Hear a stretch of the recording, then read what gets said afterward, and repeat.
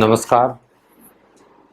जीवन में कई बार हमारे पास अचानक कुछ काम करते हुए या हमारी जॉब या बिजनेस में कुछ पैसा हमारे पास हमारी ज़रूरतों से ज़्यादा आ सकता है, वो एक अलग बात है। लेकिन अगर आपको वेल्दी होना है तो ये चीज़ हमारी रेगुलर होनी चाहिए कि पहली बात तो पैसा लगातार कमाते रहना, उसका मैनेजमेंट करना बहुत ज़रूरी है। हम बात कर रहे थे ओवरऑल वेल्थ की। ओवरऑल वेल्थ क्या है वो मैंने बताया था, आप लास्ट वीडियो में देख सकते हैं। ओवरऑल वेल्थ को हम कैसे अचीव कर सकते हैं, कैसे उसको मेंटेन किया जा सकता है, उस पर बात करेंगे। उसके लिए आपको ओवरऑल वेल्थ के लिए 4 पिलर अपने मजबूत करने पड़ेंगे। वो क्या है? पहला मनी, दूसरा हेल्थ, तीसरा स्टेटस, चौथा टाइम। अगर ये 4 चीज़ आपने पूरी तरह से मैनेज कर ली और इनका एक बैलेंस बना लिया तो आप जीवन भर वेल्दी कहला सकते हो। आने वाली जनरेशन को आप इस वेल्थ को ट्रांसफ़र कर सकते हो। कैसे करोगे वो मैं आपसे बात करूँगा। सबसे पहले हम लेते हैं पहला पिलर, मनी। इसको अगर इसका सुंदर सा शब्द हम यूज़ करें तो है फाइनेंस। इसका एक और नाम है धन। अब यहाँ एक चीज़ सोचने वाली है कि समस्या यह नहीं है कि आपके पास या लोगों के पास पर्याप्त धन नहीं है। समस्या है इस धन नामक संसाधन के सही प्रबंधन की। क्या आप लोगों ने सही प्रबंधन किया है? क्या लोग इसका सही मैनेजमेंट करते हैं? क्या लोगों को पता है कि इसका मैनेजमेंट किस तरह से करें कि ये हमारे पास हमेशा बना रहे और ये बढ़ती हुई क्वांटिटी में रहे? उसके लिए मैं आज आपसे बात करूँगा।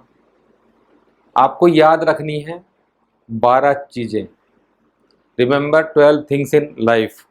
अगर आपने वो पूरी तरह से उनको लाइफ में फॉलो कर लिया तो मैं आपको गारंटी दे सकता हूँ कि आप मनी वाला, धन वाला जो पिलर है आपका वेल्दी होने में, उसको आप मेंटेन कर लेंगे, उसको आप अच्छे से मैनेज कर सकते हैं।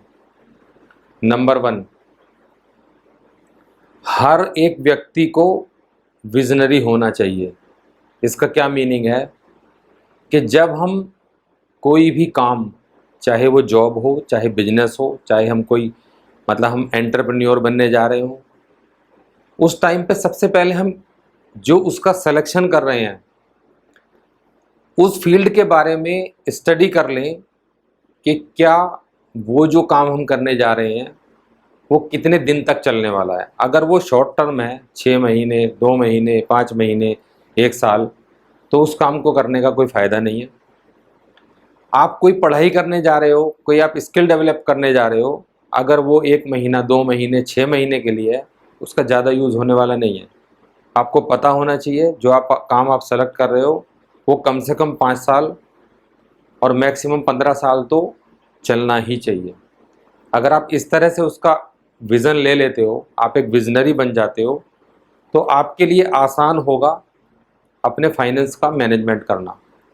नंबर 2, ज़िंदगी में कभी भी सिंगल इनकम, चाहे वो बिजनेस की हो चाहे जॉब की हो, उस पर डिपेंड मत रहना। कोशिश करना कि अगर आप 8 घंटे कोई काम करते हो, 10 घंटे कोई काम करते हो, तो उसके बाद 2 घंटे कोई ऐसा काम भी करो जिसमें आपका इन्वॉल्वमेंट ना हो, या अगर हो तो कम इन्वॉल्वमेंट में कुछ पैसा एक्स्ट्रा आपको आता हो। 2 इनकम कम से कम आपके पास होनी चाहिए। या फिर आप धीरे धीरे कोई ऐसी इन्वेस्टमेंट करो, वो मैं आगे बताऊंगा, जिससे कि कोई इनकम बन जाए। उसके लिए हम तीसरे पॉइंट पे आते हैं कि कैसे, अब आप कहोगे कि पैसा तो है नहीं, अब मेरे पास मल्टीपल इनकम कैसे आए? या तो आप पार्ट टाइम कोई दूसरा काम करो, या फिर एक काम आप जिंदगी में करो। इसको जरूर ध्यान रखें। तीसरा जो पॉइंट है, आपको 25% जो है अपनी इनकम की सेविंग लॉन्ग लाइफ करनी है। जब भी आप 100 रुपये कमाते हो तो आप सोच के चलो कि आप सिर्फ 75 रुपये कमा रहे हो। 25 रुपये अपने कहीं सेविंग करके रखो। चौथा पॉइंट क्या है? अब यहाँ एक क्वेश्चन आएगा, क्योंकि ज्ञानी लोग हैं बहुत ज़्यादा, हम लोग कहेंगे कि फिर खर्चा कैसे पूरा होगा। मैं वही आपको बता रहा हूँ।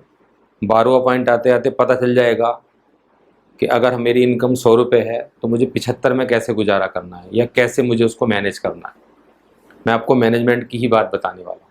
नंबर 4, हम उस 25% को जो हमने बचाया उसकी सही इन्वेस्टमेंट करें।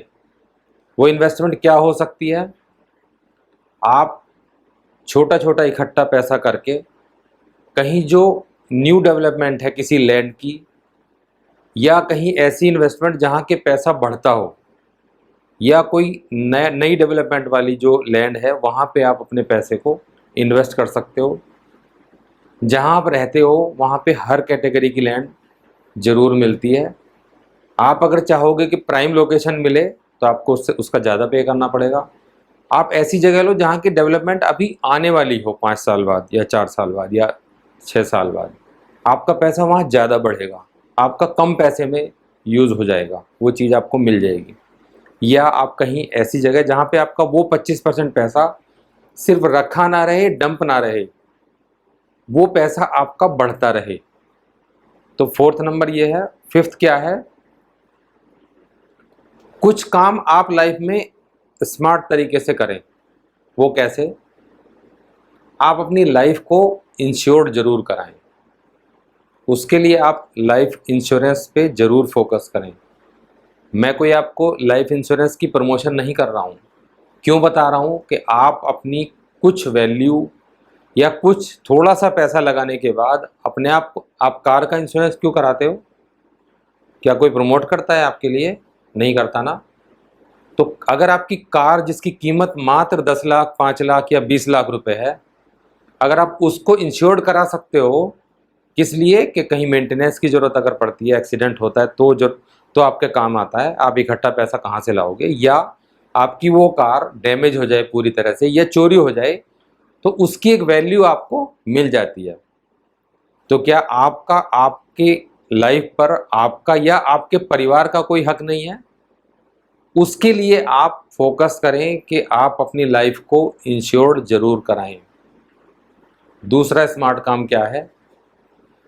आप जब आप बीमार होते हो तो आपके पास 2 ऑप्शन है। एक ऑप्शन ये है कि आप हॉस्पिटल गए उस बीमारी के लिए। जैसा कि आप जानते ही हॉस्पिटल में आजकल 1-2 लाख रुपए में कुछ होता नहीं है। अगर कोई बीमारी आपको है उस पर आप 5 लाख रुपए खर्च कर रहे हो, 10 लाख रुपए खर्च कर रहे हो, तो एक तो ये है कि आपको 10 लाख रुपए कहीं से कर्जा लेना पड़ा, क्योंकि आप तो शुरुआत कर रहे थे। दूसरा स्मार्ट ऑप्शन ये है कि आप अपनी हेल्थ का इंश्योरेंस करा सकते हो, जो कि अगर आप 25 लाख रुपए का इंश्योरेंस कराते हो तो कहीं 2-4-5 हज़ार रुपये, 20 हज़ार रुपये में साल के देने के बाद आपका वो हो जाएगा। उसको आप पर डे डिवाइड कर सकते हो, उसका पर मंथ डिवाइड कर सकते हो। तो ये 2 काम स्मार्ट काम हैं जो कि आपको ज़रूर करने चाहिए। नहीं तो क्या होगा, आपने जो सेविंग की थी वो आपकी या आपके फैमिली की किसी बीमारी में वो किसी भी टाइम ख़त्म हो सकती है। लेकिन यहाँ आपको थोड़ा सा पैसा इन्वेस्ट करके वो फैसिलिटी आपको मिल जाती है आसानी से। नंबर 6, एक चीज़ गांठ बांध लेना जिंदगी में, कभी क्रेडिट कार्ड पे काम मत करना। No credit card in life. इसके लिए मैं ये कहना चाहूँगा कि आपकी चादर अगर छोटी है तो आप चादर बढ़ाने पे फोकस करो। कॉज क्या है कि आपकी चादर छोटी है, आपकी इनकम कम है, तो उसको आप दूसरे की चादर खींच के उससे भरपाई मत करो। आप उसको, अगर किसी दूसरे की चादर आप खींचते हो उसकी आपको वैल्यू पे करनी पड़ेगी। जो क्रेडिट कार्ड है लाइफ में वो दूसरे की चादर है। अगर किसी ने अपनी चादर आपको तन ढकने के लिए दी है तो वो उसका पे तो लेगा। उसका पैसा तो लेगा वो, और क्या पता वो बीच रास्ते में ही आपसे वो चादर खींच ले, तो आप तो फिर वहीं के वहीं हो। तो उससे अच्छा है कि आप कोशिश करो कि आपकी जितनी रिक्वायरमेंट है या तो आप अपनी चादर के अंदर सिमटो या फिर अपनी चादर को बढ़ाने पे काम करो। मैं नहीं कहूँगा कि आप चादर में सिमट जाओ, लेकिन उतने टाइम के लिए जितने टाइम के लिए आपकी चादर छोटी है, कोशिश करो कि आप उस चादर में रहो और अपनी चादर बढ़ाने पे काम करना शुरू करो। उस कारण को ख़त्म करो जिसकी वजह से आपने क्रेडिट कार्ड लिए हैं। तो no credit card in your whole life. Number 7, life में गांठ बांध लें ऐसा सामान जिसका आप कम से कम, मिनिमम कम से कम 85% यूज़ करते हो, उसको अपनी लाइफ में खरीद के लाओ। अगर आप उसका 85% यूटिलाइजेशन नहीं कर पा रहे हो तो ज़रूरत नहीं है आपको उसको खरीदने की। जैसे बहुत सारे सामान हैं ऐसे, जैसे लोग दूसरे लोगों को देख के अपनी कार लेते हैं और कार को चेंज भी करते हैं, बाइक लेते हैं, कपड़े लेते हैं, फ़ोन दूसरे का देख के खरीदते हैं, TV, fridge, washing machine, sofa, ये चीज़ें जितनी भी यूटिलिटी वाली हैं जो घर में, उनको हम, उनकी वैल्यू हम दूसरे का घर देख के या दूसरे का स्टेटस देख के डिसाइड करते हैं। नहीं करना, कभी नहीं करना।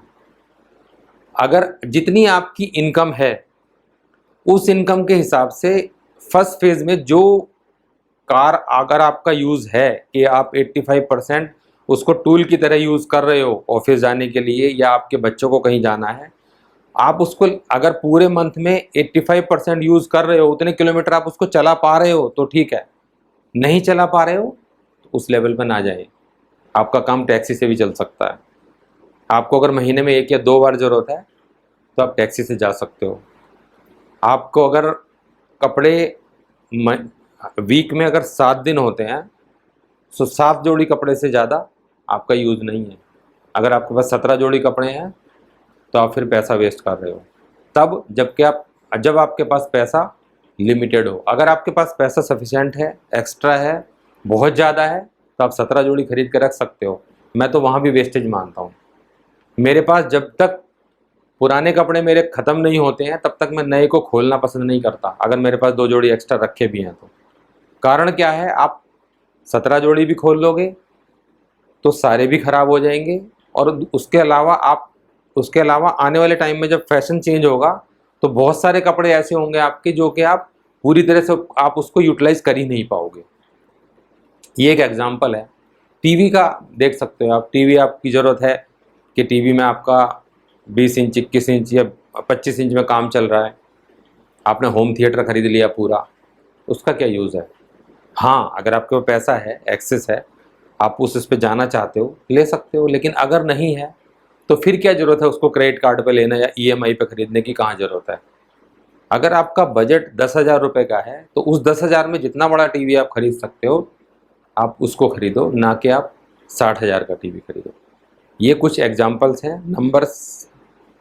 अब अगर मैं बात करूं नंबर 8 की, तो क्या है, invest in health.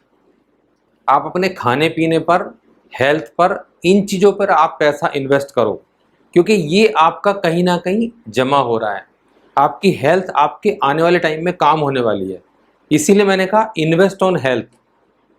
Invest, expense नहीं कहा मैंने, उसको खर्चा नहीं बताया, इन्वेस्टमेंट है वो आपकी। Number 9, invest in brain. मतलब आप अपने दिमाग पे, अपनी स्किल डेवलप करने पे आप पैसा कुछ बजट बना के रखो, उस पर ज़रूर इन्वेस्ट करो जो कि आपके लाइफ में काम आने वाली है। जैसे कुछ बुक्स आपको ज़रूरत पड़ेगी पढ़ने की, आपकी पर्सनालिटी के लिए बहुत सारी बुक्स हैं जो आप पढ़ सकते हो, आपकी स्किल डेवलपमेंट के लिए बहुत सारी बुक्स हैं जो आप पढ़ सकते हो, तो उन पे आपको इन्वेस्ट करना ही चाहिए। नहीं है, अगर आपको नहीं ज़रूरत है स्किल डेवलप करने की तो आप पॉजिटिव मेंटल एटीट्यूड की बुक पढ़ें, उनसे आपको बहुत फ़ायदा होगा। उनसे आप अपनी फैमिली को टैकल करने में आपको बहुत ज़्यादा हेल्प मिलेगी, आपको समय के साथ अपग्रेड होने में बहुत ज़्यादा हेल्प मिलेगी। बुक्स और जो दूसरे माध्यम हैं अपनी जानकारी बढ़ाने के, उन पे आप इन्वेस्ट करो। क्यों? क्योंकि आज का जो सबसे बड़ा इशू है दुनिया में, समाज में, वो है जनरेशन गैप। और जनरेशन गैप कुछ भी नहीं है, उसको भरा जा सकता है। जनरेशन गैप कहाँ आता है? जब आपके पास 25 साल पुरानी नॉलेज है और आपके बच्चे ये जानते हैं, तो आपको वो बच्चे कहेंगे कि आप पुराने लोग हो। अगर आपने आज की नॉलेज भी उनके साथ साथ अपग्रेड कर ली, तो आपके बच्चे और आपका जो समाज है वो आपको एक्सेप्ट करेगा और मान जाएगा कि आपके पास वो लेटेस्ट नॉलेज है। तो वो जो गैप होगा जनरेशन वाला, वो आप उसको कवर कर सकते हो। मैक्सिमम लोगों में गैप किस लिए है? क्योंकि हम लोग अपने बच्चों से अपने आप को आज की टाइम के हिसाब से हम अपग्रेड नहीं करते हैं। तो invest on your brain, invest on your health, ये बहुत ज़्यादा ज़रूरी है। नंबर 10, कभी भी अपनी पूरी इनकम जो आप कमा रहे हो अपनी पत्नी को या अपने परिवार को या अपने समाज को आपको नहीं बतानी है। क्यों? क्योंकि अगर आपने सारा डिस्क्लोज किया तो आने वाले टाइम में, जैसा कि आजकल हो रहा है, उस सारे पैसे का मैनेजमेंट या तो आपकी पत्नी के हाथ में हो जाएगा या आपके बच्चों के हाथ में चला जाएगा। वो आपकी इनकम के हिसाब से अपने आप को ढाल देंगे, जबकि हेड ऑफ द फैमिली होने के नाते और फाइनेंस का जो मैनेजमेंट है वो आपके खुद के या फिर पत्नी के हाथ में होना चाहिए या फिर दोनों के हाथ में होना चाहिए। तो उसमें आप क्या कर सकते हो? 10 से 15% जो अपनी जो इनकम है उसको आप कम बता के उसको आप सेविंग्स की तरफ ले जा सकते हो। अच्छा, यूज़ कौन करेगा अगर आपने सेविंग किया तो उस पैसे को? आपके बच्चे, आपकी फैमिली और आपकी या फिर आपके मदर फादर, या जहाँ कहीं रिक्वायरमेंट होती है, या आपको कहीं कल चैरिटी ही करने का मन है तो आप कर सकते हो ना। अगर आपके पास है ही कुछ नहीं तो आप कैसे करोगे? अगर आपने 100 रुपये कमाए और 100 ही खर्च कर दिए, तो पहली बात तो आपने जो तीसरा वाला पॉइंट मैंने बोला था वो ख़त्म कर लिया लाइफ का, चौथा आपने ख़त्म कर लिया, पांचवा आपने ख़त्म कर लिया। तो इस चीज़ का आपको ध्यान रखना है। Number 11, plan your income first. Last में मैं इसको क्यों लाया 11वें नंबर पे? हालांकि ये पहला पॉइंट होना चाहिए, लेकिन मैं कुछ चीज़ें मैं पहले आपको क्लियर करना चाहता था कि ये प्लानिंग जो हमारी इनकम की है वो क्यों होना चाहिए। अच्छा, आप जानते हो कोई भी इंस्टीट्यूशन, कोई भी स्टेट, कोई भी देश, ये सब अपना बजट बनाते हैं। सब जानते हो आप, कोई भी बड़ा ऑर्गेनाइजेशन, कोई भी चीज़ अपना एक बजट बनाते हैं पूरे साल का, अपनी इनकम के हिसाब से ही बजट बनाते हैं। ऐसा तो नहीं है कि उस इनकम से ज़्यादा या उससे बहुत ज़्यादा एक्सेस या फ्यूचर में आने वाली इनकम का करते हो। वो अपनी इनकम, जिनको पता है कि मेरी इतनी इनकम अभी आनी है, उसकी तो प्लानिंग करते हैं, उसी के लिए काम करते हैं। तो फिर हम अपनी फैमिली को या अपनी जो इनकम है उसकी प्लानिंग क्यों नहीं करते हैं? मैं कहता हूँ 99% लोग अपनी इनकम की प्लानिंग नहीं करते हैं। तो सबसे ज़रूरी है कि हम अपनी इनकम की प्लानिंग करें, उसका एक बजट बनाएं कि हमारे कौन कौन से हेड ऐसे होंगे, 5, 10, 15 जो भी हैं, कि हम कहाँ कहाँ कितना कितना खर्च करेंगे। ऐसा ना हो कि आपने एक पॉइंट पे पैसा ज़्यादा लगा दिया, दूसरे पॉइंट पे कम लगाया। फॉर एग्जांपल, आपकी इनकम थी XYZ कुछ भी, आपके बच्चे के लिए आप स्कूल अफोर्ड कर सकते थे जिसमें कि आपकी 10,000 रुपये फीस जानी थी, और आपने दूसरे का बच्चा देख के उस बच्चे को ऐसे स्कूल में कराया जहाँ की 25,000 रुपये फीस जानी है। तो वो मैं ज़्यादा समझदारी नहीं मानता। या तो आप फिर काम करें उसके लिए कि आप 25,000 कमाएं क्योंकि मेरा बच्चा अच्छे से अच्छे स्कूल में जाएगा, उसके लिए आप काम करें। नहीं तो फिर आप 10,000 वाले या 10 से 12,000 या मैक्सिमम 15,000 के स्कूल में कराएं। नहीं तो क्या होगा, आपका बजट सारा बच्चों की पढ़ाई पे चला जाएगा, आप क्रेडिट कार्ड की ज़िंदगी फिर से जीना शुरू कर दोगे, या बहुत सारी वही आपकी चादर छोटी रह जाएगी, आप उससे ज़्यादा पैर फैलाने शुरू कर दोगे। अब यहाँ मैं ये नहीं कह रहा, ये सारे पॉइंट्स लेने के बाद, कि आप कंजूसी करो। कंजूसी करना और वेस्टेज करना दोनों में बहुत बड़ा अंतर है। कंजूसी ये है कि हमारे पास पैसा है और हमारी एक ज़रूरत भी है कि हमें ये खाना है, इस बच्चे को ये करना है, तब भी हम उसमें से कंजूसी कर रहे हैं। वो नहीं मैं कह रहा, वो अलग चीज़ है। लेकिन वेस्टेज एक अलग चीज़ है।